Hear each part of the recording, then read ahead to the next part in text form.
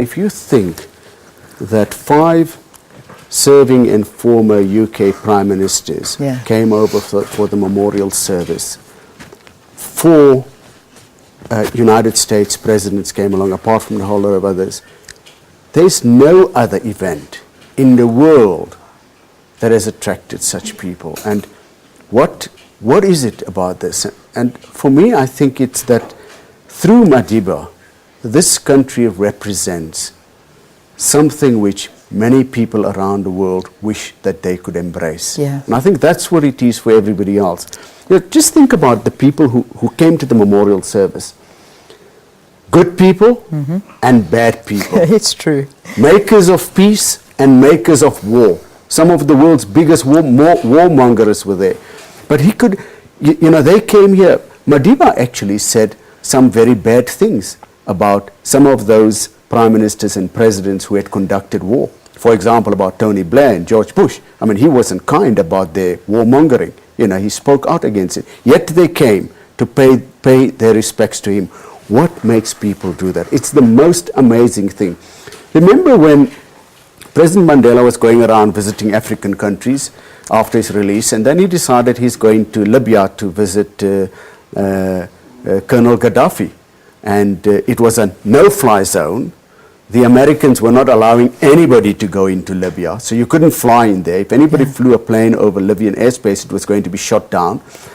So he drove from Algeria, traveled by car to Tripoli to go and visit Gaddafi. And Gaddafi, nobody liked him, and Americans didn't like him, and he was a huge, big, bad guy and those sorts of things. But he said, why must somebody else tell me who I should see and who not? And that's the example that the world and the people who are queuing here wants to see. There are not many countries in the world, Leanne, where if somebody that looks like you or somebody that looks like me walks down the streets of Johannesburg or Cape Town, nobody turns a head. You just look like normal. There's no racial strife in this country. We've not had since 1990 any racial conflict on any kind of scale. We haven't had religious strife in this country. Almost every other country in the world has religious strife, and you find that everywhere else. We're not divided along those sorts of lines. Even our political parties, we've reached a point now where all of them are becoming fairly non-racial or multiracial or whatever you want to call it. You know, you no longer have a room for, you know, there's 1 or 2. And nobody votes for them. Very few people vote for them who have an ethnic sort of persuasion. And I think that's the example that people want to, people feel, could we be like that? And Madiba represents that. That's what he represents. That's what he says.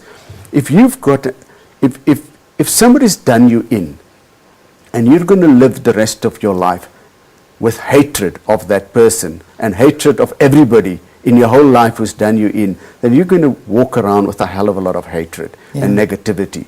And what Madiba really says is, don't look to the past. Don't look to who's done you what, who's done what to you. Just look forward. Look forward. And that would be better for you and for everybody else. And I think that's what everybody wants. That's what, you know, we all want to say that.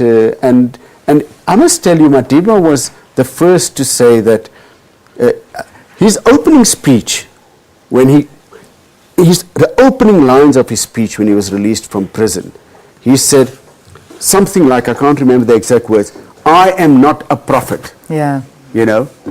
And he also said, I'm not a leader, because leaders are people who are elected, because at that time he wasn't elected. And I think that he was trying to say, I'm part of a nation. I'm part of a bigger group of people who have embraced greatness. Okay.